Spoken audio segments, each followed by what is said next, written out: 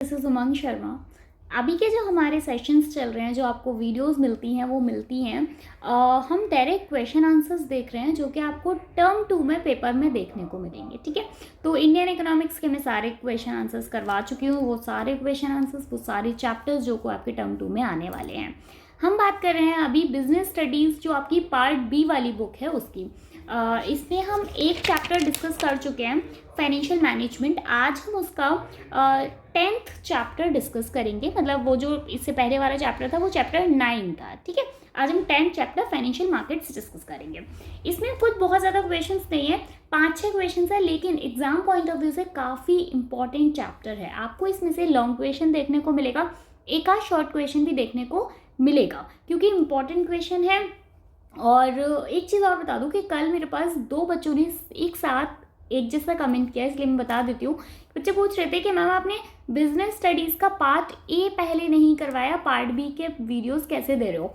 तो मैं आपको बता देती हूँ, क्योंकि पार्ट ए वाली जो बुक है ना आपकी, वो मोस्टली सारे बच्चों को बहुत ईजी लगती है। ठीक है, तो इसलिए मैं पार्ट बी वाला पहले करवाती हूँ। उसके बाद आपका एक चैप्टर और बच जाएगा, जो कि आपको उसके वीडियोज़ कल मिल जाएंगे। ठीक है, तो आप लोग ये वाले देख लो, देन उसके बाद मैं पार्ट ए करवा दूंगी। उसके नेक्स्ट डे से आपको पार्ट ए के वीडियोस मिलने लगेंगे। ठीक है, तो आपको इसको पढ़ने के लिए ज़्यादा टाइम मिल जाएगा। ओके, हो गया, मैंने बता दिया अपना पूरा जो मुझे बताना था। वो स्टार्ट करते हैं क्वेश्चन के साथ। देखिए, question number first, what are the functions of financial market? Financial market के फंक्शंस पूछे जा रहे हैं। तो फंक्शंस क्या होते हैं, उससे पहले देखो मैं एक एक करके पहले आपको समझा देती हूँ कि कौन कौन से फंक्शंस होते हैं। जो फाइनेंशियल मार्केट्स होते हैं ना, इसके बेसिकली अगर हम देखें तो जो एक फंक्शन होता है वो होता है बचत करना।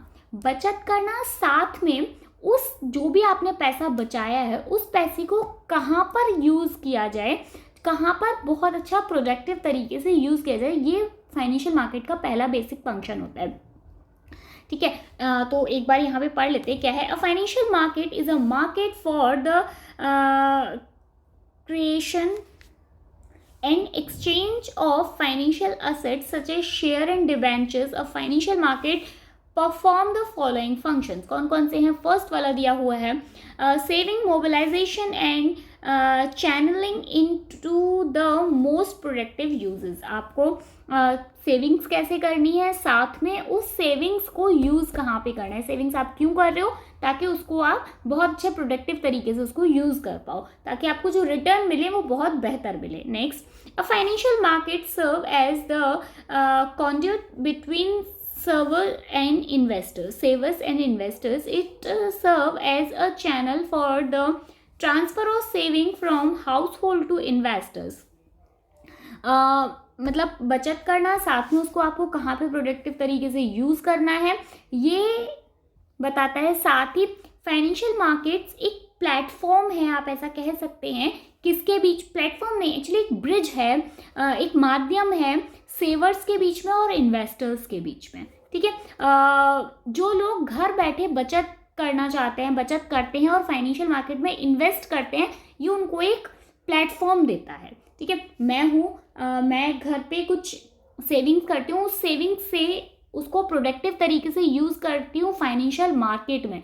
तो फाइनेंशियल मार्केट मुझे एक ऐसा प्लेटफॉर्म दे रहा है जहाँ पर मैं इन्वेस्ट करके ज़्यादा रिटर्न ले सकती हूँ। ठीक है, आगे बढ़ते हैं नेक्स्ट की साइड। नेक्स्ट क्या है? Make price discovery easier. Price discovery को इजी बनाता है फाइनेंशियल मार्केट। कैसे? फाइनेंशियल असेट्स कमोडिटीज़, ये भी बिल्कुल इनके प्राइजेस जो घटते बढ़ते हैं ना, वो वैसे ही घटते बढ़ते हैं जैसे आप नॉर्मल चीज़ों, बाकी चीज़ों की देखते हैं। जैसे अगर हम घर की चीज़ों की बात करें, दाल चावल सब्जी रोटी, इन सब चीज़ों की बात करें, तो इनके प्राइजेस कैसे घटते बढ़ते हैं? जब डिमांड और सप्लाई आप 11th में पढ़कर आए हो, आपको पता है जब भी चीज़ की सप्लाई ज़्यादा होती है और डिमांड कम होती है, सप्लाई ज़्यादा हो रही है, मिल ज़्यादा रहा है, लेने वाले कम लोग हैं, तो उस चीज़ की प्राइस कम हो जाएगी। इसी तरीके से डिमांड बहुत ज़्यादा है बट सप्लाई उतनी नहीं हो पा रही, तो चीज़ के प्राइस बढ़ जाएंगे। सेब आ रहा है एक, लेने वाले हैं 10 लोग, तो मैं अपने मन से सेब का प्राइस बोल सकती हूँ। मैंने कहा जो भी इसके 200 रुपीज़ देगा वो इसको ले सकता है। तो 10 लोगों में से जिसको ज़्यादा ज़रूरत होगी, जिसके पास 200 रुपये हैं, वो इस सेब को ले सकता है। ठीक है, तो मेक प्राइस डिस्कवरी ईजियर। आगे बढ़ते हैं नेक्स्ट, थर्ड पॉइंट है gives financial assets liquidity, financial assets को लिक्विडिटी प्रदान करता है। कैसे लिक्विडिटी प्रदान करता है समझना आप। फाइनेंशियल मार्केट फाइनेंशियल असेट्स को लिक्विडिटी देता है। फाइनेंशियल मार्केट में असेट्स सिक्योरिटीज़ को आसानी से खरीदा और बेचा जा सकता है। ऐसा नहीं है कि अगर आपने एक बार किसी शेयर को खरीद लिया, किसी सिक्योरिटी को खरीद लिया, तो आपको कल मुझे पैसे की ज़रूरत है तो मैं उसे ईजिली सेल कर सकती हूँ, तो इसको बोलते हैं लिक्विडिटी। ठीक है, तो in a financial market and assets and security can be easier bought and sold, this gives an assets liquidity. This that is assets can be easier converted into cash. ठीक है, आप उसको आसानी से कैश में कन्वर्ट करवा सकते हो। आगे बढ़ते हैं next, 4th number, reduce transaction cost. देखिए, फाइनेंशियल मार्केट असेट्स और सिक्योरिटीज़ के बारे में बहुत सारी इंफॉर्मेशन देते हैं। वो इंफॉर्मेशन हेल्प करती है इन्वेस्टर्स की, मतलब जो बायर और सेलर की, एक्चुअली इन्वेस्टर्स नहीं बोलेंगे, बायर और सेलर की हेल्प करते हैं, क्योंकि आप जानते हैं कि इसमें बहुत ज़्यादा टाइम लगता है, बहुत ज़्यादा एफर्ट्स लगते हैं, बहुत ज़्यादा मनी लगती है। टाइम कैसे लगता है, आपको जब तक नहीं पता होगा कि कौन से वाले शेयर्स में, किस कंपनी के शेयर्स में आपको इन्वेस्ट करना है, तो आपको मतलब आप कैसे इन्वेस्ट करोगे। तो वो सारी चीज़ें आपको काफ़ी ज़्यादा हेल्प, फाइनेंशियल मार्केट आपको काफ़ी हेल्प करते हैं आपका टाइम सेव करने में, आपके एफर्ट सेव करने में, आपकी मनी सेव करने में। क्योंकि अगर आपको नॉलेज नहीं होगी तो आप क्या करोगे, आप किसी ब्रोकर को हायर करोगे, वहाँ पे बहुत ज़्यादा मनी भी लगती है, पैसा देना पड़ता है बहुत ज़्यादा। ठीक है, तो ये काफ़ी आपको हेल्प करता है। और साथ में ये एक ऐसा प्लेटफॉर्म है जहाँ पर बायर और सेलर दोनों की ज़रूरतें पूरी हो रही हैं। बायर जो खरीदना चाहता है वो आसानी से खरीद सकता है, जो बेचना चाहता है वो आसानी से बेच सकता है। Financial market provide useful information about the securities that are traded on the market. It saves time, efforts and money. The both buyer and seller financial assets would otherwise have to spend trying to find each other. एक दूसरे को आसानी से ढूंढ सकते हैं, जिसको खरीदना है उसको मतलब बेच सकते हैं, जिसको बेचना है वो खरीद सकता है। ठीक है, तो ये सब इजीली किया जा सकता है। आ जाते हैं नेक्स्ट क्वेश्चन पे, मोस्ट इंपॉर्टेंट। मैं एक चीज़ बता दूं आपको, बच्चों मैं बीच बीच में ना बोल देती हूँ कि ये मोस्ट इंपॉर्टेंट है, मतलब आदत से मजबूर है, लेकिन ये क्योंकि मैं एक चैप्टर में से आपको 5-6 से ज़्यादा क्वेश्चन करा ही नहीं रही हूँ, तो सारे क्वेश्चन इंपॉर्टेंट है। ठीक है, what are the objective of SEBI, आपको पता होना चाहिए, बहुत इंपॉर्टेंट है। पहले तो आपको पता होना चाहिए कि सेबी क्या होता है। सेबी होता है the securities and exchange board of India. क्या होता है, इसका क्या ऑब्जेक्ट्स होते हैं, क्यों बनाया गया है, किस लिए है, वो यहाँ पे समझ लेते हैं। क्या होता है मैं पहले आपको थोड़ा समझा देती हूँ। सेबी का जो मेन रोल होता है, मेन फंक्शन होता है, वो सिक्योरिटी मार्केट को बहुत ही बैलेंस तरीके से चलाना है और साथ में उसको ग्रो करना है।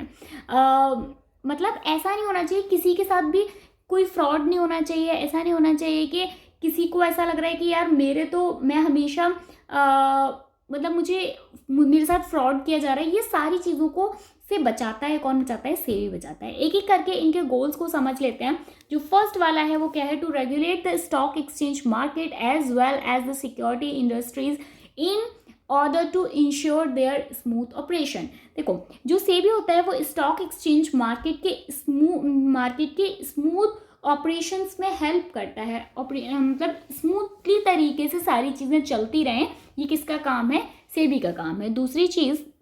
दूसरा है कि जो इंडिविजुअल इन्वेस्टर्स हैं, जैसे फॉर एग्जांपल मैं एक इंडिविजुअल इन्वेस्टर हूँ, मैंने किसी की हेल्प नहीं ली है इन्वेस्ट करने के लिए, मैंने किसी को ब्रोकरेज नहीं दे रही हूँ, मैंने किसी ब्रोकर को हायर नहीं किया हुआ है, मैं इंडिविजुअल तरीके से इन्वेस्ट कर रही हूँ, तो ये मुझे हेल्प करेगा किस चीज़ के लिए, मुझे एजुकेट करने के लिए। इसमें भी बहुत सारा पढ़ना पड़ता है कि ओके कौन सी कंपनीज के शेयर कब ऊपर जा रहे हैं, कब खरीदना चाहिए, कब बेचना चाहिए।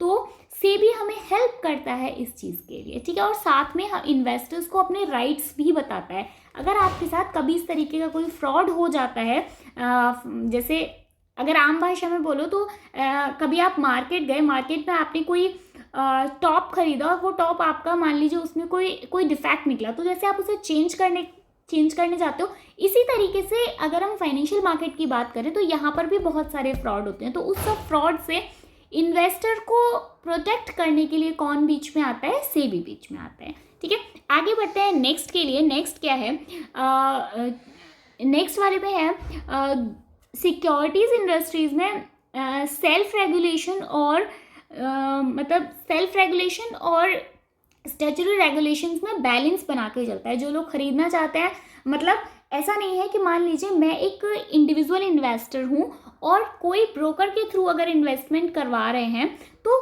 कोई प्रॉब्लम नहीं है, मतलब ट्रांसपेरेंसी दोनों के लिए इक्वल है। ऐसा नहीं है कि मुझे जानकारी नहीं है इसलिए मेरे साथ कोई फ्रॉड हो सकता है और ब्रोकर के थ्रू कोई करवा रहा है क्योंकि उनको बहुत सारी नॉलेज है इस बारे में, वो बहुत सालों से काम कर रहे हैं, तो उनके साथ कोई ट्रांसपेरेंसी अलग है, सबके साथ इक्वल ट्रांसपेरेंसी है।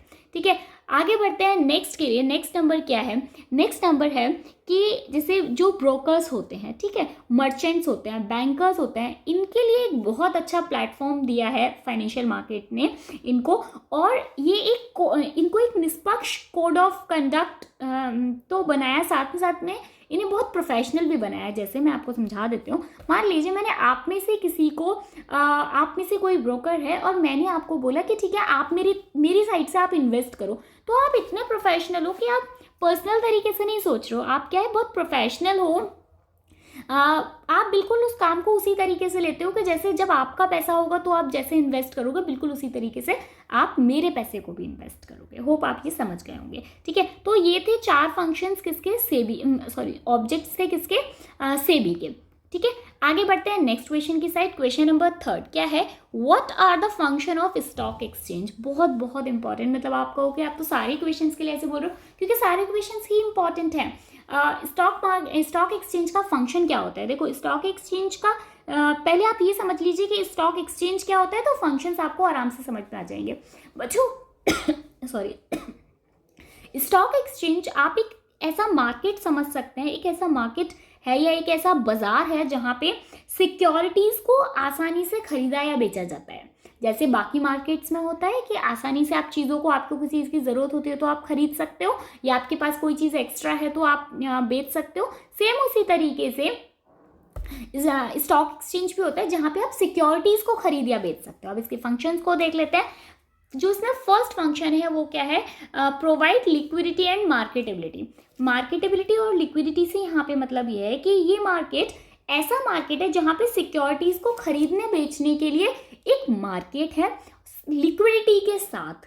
कैसे, देखो आज मेरा मन है इन्वेस्ट करने का, ठीक है, कोई सिक्योरिटी खरीदने का, तो मैं उसे बहुत आसानी से खरीद सकती हूँ। अब मान लीजिए मुझे 2 दिन बाद वापस पैसे की ज़रूरत है, तो मेरे पास मतलब इतनी लिक्विडिटी है, इतना है मेरे हाथ में कि मैं जब चाहे तब उसे बेच सकती हूँ। तो ये क्या करते हैं, स्टॉक एक्सचेंज का एक मेन फंक्शन ये है कि ये हमें लिक्विडिटी प्रोवाइड करते हैं, जिससे लिक्विडिटी है कि जब मैं चाहूँ तब खरीद सकती हूँ, जब मैं चाहूँ तब बेच सकती हूँ। This stock exchange provide a ready to trade platform to exist securities. In another way, we can say it provide a continuous market for the sale and purchase of securities.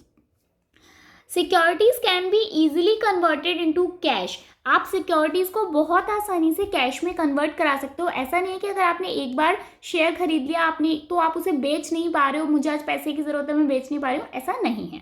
ठीक है, तो पहला फंक्शन तो यही हो गया। आ जाते हैं दूसरा फंक्शन क्या है, डिटर्मिनेशन ऑफ प्राइस।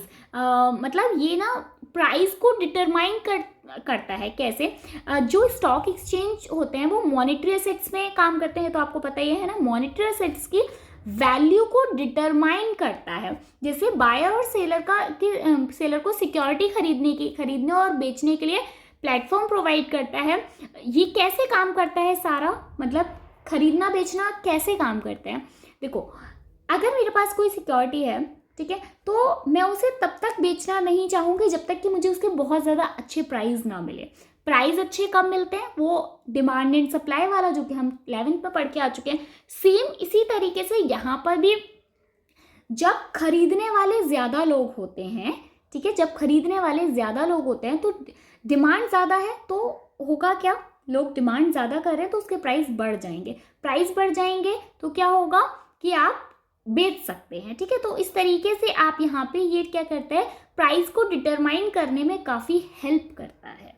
ओके, एक बार पढ़ लेता है। Stock exchange aid in determination in the value of the monetary assets trade in that market. It provide a platform for interaction between buyer and seller. Buyer and seller के बीच में एक interaction के लिए एक प्लेटफॉर्म देता है, ठीक है। Assigning in the determination of securities price through the force of demand and supply. ये भी बिल्कुल, अगर आप एक वो वाला डिमांड एंड सप्लाई का फॉर्मूला अपने दिमाग में हमेशा लेके चलोगे तो ये चैप्टर आपको इजी लगेगा। आपको पता ही है कि डिमांड एंड सप्लाई क्या होता है, मैं ऊपर भी समझा चुकी हूँ और इसके लिए मैं अलग से एक वीडियो भी बना चुकी हूँ, तो आप वो वहाँ से देखें, ठीक है। Fair and safe market. हाँ, फेयर एंड सेफ मार्केट क्या है भाई? फेयर एंड सेफ मार्केट, देखो स्टॉक एक्सचेंज एक बहुत ही लीगल तरीके से काम करता है। ऐसा नहीं है बीच में, क्या मतलब स्टार्टिंग में, अभी की बात नहीं कर रही हूँ, काफ़ी पहले की बात कर रही हूँ, बहुत सारे फ्रॉड हो रहे थे, तो उसी की वजह से सेबी आया, ठीक है। सेबी ने बीच में हमेशा अपने हाथ में कमान रखी कि जो इंडिविजुअल इन्वेस्टर्स हैं या फिर जो मतलब आम आदमी के साथ कोई फ्रॉड नहीं होना चाहिए। तो अगर हम देखा जाए तो ये बहुत ही सेफ मार्केट है। ऐसा नहीं है कि आपके साथ बहुत इजीली कोई फ्रॉड हो सकता है, ऐसा वाला नहीं है। बहुत लॉज पे काम करता है, बहुत ही वेल रेगुलेटेड है, इस तरीके से काम करता है, सारे काम लीगली होते हैं। तो क्या है, as a legal and well regulated market the stock exchange it operate within the boundaries of the defined and existing legal framework. ये अपनी बाउंड्री के अंदर काम, लीगल फ्रेमवर्क की बाउंड्रीज के अंदर ही काम करता है, ठीक है। आगे बढ़ जाते हैं नेक्स्ट पे। नेक्स्ट क्या दिया हुआ है, फोर्थ, फैसिलिटेट्स इकोनॉमिक ग्रोथ। जो इकोनॉमिक ग्रोथ को फैसिलिटेट करता है, कैसे फैसिलिटेट करता है? लगातार खरीदना बेचना, ठीक है। लगातार खरीदने बेचने का प्रोसेस इकोनॉमिक ग्रोथ को बढ़ाता है। जैसे मान लीजिए, मैं एक एग्जांपल के साथ समझा देती हूँ। आज मुझे ज़रूरत है पैसे की, तो मेरे पास में एक शेयर है, उस शेयर को मैं बेचना चाहती हूँ, ठीक है। मैंने बेचने के लिए ऑप्शन दिया, काफ़ी सारे लोगों ने उसको खरीदने के लिए बोला कि हाँ ठीक है हम खरीद लेते हैं, तो मैं उसे अपने हिसाब से उसका प्राइस बढ़ा सकती हूँ, या जो प्राइस मुझे सेट करना है मैं उस प्राइस को सेट कर सकती हूँ कंपनीज के हिसाब से, और जो भी लीगल फ्रेमवर्क के अंदर ही हम काम कर सकते हैं। तो ये जो मतलब ट्रांजेक्शन है, ये हेल्प करता है इकोनॉमिक ग्रोथ में। Securities and consistently bought and sold on the stock exchange. This ongoing process is disinvestment and reinvestment into directing savings and investment to the most productive uses. Okay, आगे बढ़ते हैं। Act as an economic barometer क्या है? ये एक economic parameter की तरह काम करता है। कैसे? शेयर की जो वैल्यू है, शेयर की जो कीमत है, वो बढ़ेगी, गिरावट होगी, मतलब ऊपर जाएगा या नीचे आएगा, इसको ये हमें दर्शाता है, ठीक है। इसके लिए प्रॉपर आपको मतलब एजुकेट किया जाता है स्टॉक एक्सचेंज में कि कब प्राइसेस बढ़ेंगे तो कब आपको अभी तक इसे अपना शेयर को होल्ड करके रखो, जब प्राइस बढ़े तो बेच देना, कब आपको लॉस होने वाला है, ये सारी चीज़ें आपको बताई जाती हैं। तो ये एक पैरामीटर है। ओके, आगे बढ़ते हैं नेक्स्ट क्वेश्चन की साइड। Question number 4। बच्चों प्लीज़ मेरी आपसे रिक्वेस्ट है कि इन क्वेश्चंस को आप ज़रूर एक बार एग्ज़ाम टाइम पे देख कर जाना, अभी से इनको अच्छे से पढ़ लो, समझ लो, है ना, इससे बाहर नहीं जाने वाला है, ठीक है। आगे क्या है? Money market is essential a market for short term fund. Discuss करो इसको। जो मनी मार्केट है वो मतलब शॉर्ट टर्म फंड्स है, वो उसको आपको डिस्कस करना है। देखो क्या है, मनी मार्केट सिक्योरिटी की जो मैच्योरिटी पीरियड होता है ना, मैच्योरिटी पीरियड की जो रेंज होती है वो बहुत छोटी होती है। बहुत छोटी से मतलब 1 साल से लेके 1 दिन तक की, मतलब 1 दिन से लेके 1 साल तक की, ठीक है। इसका यूज़ कैश के लिए किया जाता है। जो आपको कैश जल्दी से चाहिए तो इसका यूज़ किसके लिए करते हैं? कैश के लिए करते हैं, क्योंकि इनमें लिक्विडिटी ज़्यादा होती है। जब लिक्विडिटी ज़्यादा होने का यही मतलब है कि इनका जो मैच्योरिटी पीरियड होता है ना वो बहुत ही छोटा होता है। इन्हें नियर मनी इन्वेस्टमेंट भी कहा जाता है। इन्हें वर्किंग कैपिटल का एक अच्छा सोर्स माना जाता है। वर्किंग कैपिटल कौन सी कैपिटल होती है? वर्किंग कैपिटल वो कैपिटल होती है जो आपके डे टू डे में यूज़ की जाती है, ठीक है। तो ये काफ़ी अच्छा सोर्स होता है वर्किंग कैपिटल का। और आप जानते हो कि अगर जिसकी मैच्योरिटी पीरियड छोटा होगा उसमें लिक्विडिटी उतनी ज़्यादा होगी, और ये काफ़ी सेफ माने जाते हैं, बजाय कि आप लॉन्ग टर्म इन्वेस्टमेंट में जाने के आप शॉर्ट टर्म फंड्स में जा सकते हो, इनको काफ़ी सेफ मानते हैं। The money market is a market for trading short-term securities and fund. Money market securities have a very short maturity period ranging from 1 day to 1 year. These assets can be used as a close substitute for cash or money. These are also called near money instruments. इनको near money instruments भी कहा जाता है due to their short maturity period. अपनी short maturity period के कारण these instruments are considered as an vital source of financing for working capital needs. They have a higher level of liquidity. अभी same चीज़ समझाइए आपको, ठीक है। Security traded in the money market are safe and secure because transactions are made in instruments issued by financially strong financial institutions and companies, ठीक है। जैसे treasury bills हो सकते हैं, कॉमर्शियल पेपर हो सकते हैं, कॉल मनीज हो सकते हैं, ठीक है, कॉमन इंस्ट्रूमेंट्स हो सकते हैं। तो ये सारी चीज़ें, होप आपको ये समझ में आ गया होगा। आगे बढ़ते हैं नेक्स्ट क्वेश्चन की साइड। क्या है? Mention any 4 function of secondary market. आपको सेकेंडरी मार्केट के 4 फंक्शंस बताने हैं। सेकेंडरी, हाँ, आपको अभी ऊपर हम प्राइमरी मार्केट पढ़ चुके हैं, ठीक है, प्राइमरी मार्केट हम पढ़ चुके हैं। सेकेंडरी मार्केट मैं आपको थोड़ा सा समझा देती हूँ कि प्राइमरी मार्केट और सेकेंडरी मार्केट में डिफरेंस क्या होते हैं। जो प्राइमरी मार्केट वो मार्केट होते हैं जिसमें पहली बार कोई सिक्योरिटीज आई है, मतलब इशू की गई है, ठीक है। सेकेंडरी मार्केट क्या होता है? वो सिक्योरिटी, वो शेयर जो कि पहले से मार्केट में एग्जिस्ट कर रहा है। जैसे फॉर एग्जांपल किसी कंपनी ने एक नया सिक्योरिटी इशू की है, तो वो क्या कहाँ चला गया? प्राइमरी मार्केट में। सेकेंडरी मार्केट किसको बोलेंगे?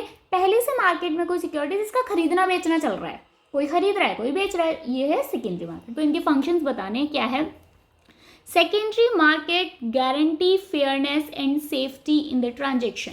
सेकेंडरी मार्केट आपको गारंटी देता है, किस बात के लिए? आपको गारंटी देता है कि इसमें बहुत ही फेयरनेस है और सेफ्टी है, क्योंकि वो सिक्योरिटी पहले से मार्केट में है, ठीक है। आपको पता है कि कब इसका प्राइस बढ़ा था, कब गया था, तो आप उस ग्राफ से समझ सकते हैं कि हाँ ठीक है, मतलब ये आगे कैसा परफॉर्म करने वाला है। It give a platform for trading a present customer. ये जो प्रेजेंट कस्टमर्स हैं, अब जो कस्टमर्स हैं जो कि खरीदना बेचना करते हैं, उनको ट्रेडिंग के लिए एक प्लेटफॉर्म प्रोवाइड करते हैं, ठीक है। वो जब चाहे खरीद सकते हैं, जब चाहे बेच सकते हैं, और इससे बहुत ज़्यादा मतलब लोग ऐसे भी लोग हैं जो कि बहुत सारे कि जो इसी से उनका पूरा जो वही इनका मेन अर्निंग का सोर्स है, ठीक है। It give constant estimate of the security which also help in building demand and supply. ये सिक्योरिटीज़ कस्टमर को,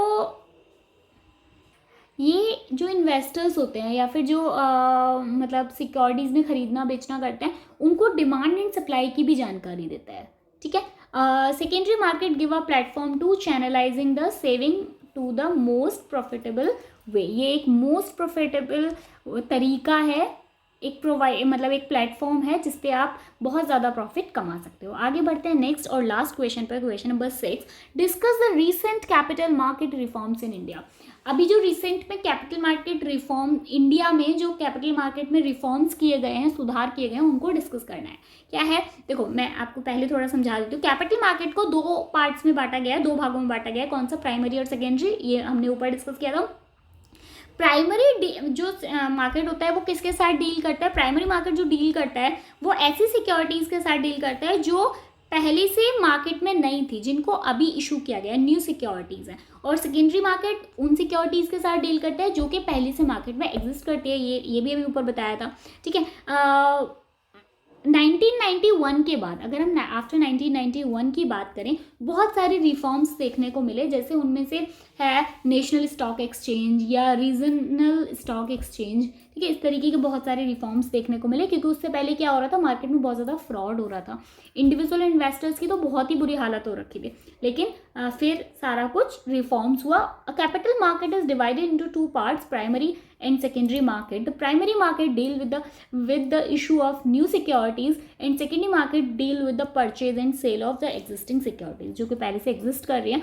After 1991 reform, three tier system, 1991 के बाद थ्री टायर सिस्टम आया, जिसमें the Indian stock market three tier system, हाँ, the national stock exchange, regional stock exchange and OTCEI. OTCEI क्या होता है, over the counter exchange of India, ठीक है। चलो, ये थे कुछ 6 क्वेश्चंस, केवल 6 क्वेश्चंस है, इनको देखना बिल्कुल भी मत भूलना। अच्छे से नोट कर रहे हो तो बहुत अच्छी बात है, बार बार बोलती हूँ कॉपी पेन लेके बैठा करो। अगर नहीं भी नोट कर रहे हो तो भी चलो ठीक है, कोई बात नहीं, लेकिन एटलीस्ट वीडियो को सेव करके रख लो, ताकि आपको एग्जाम टाइम में हेल्प होगी।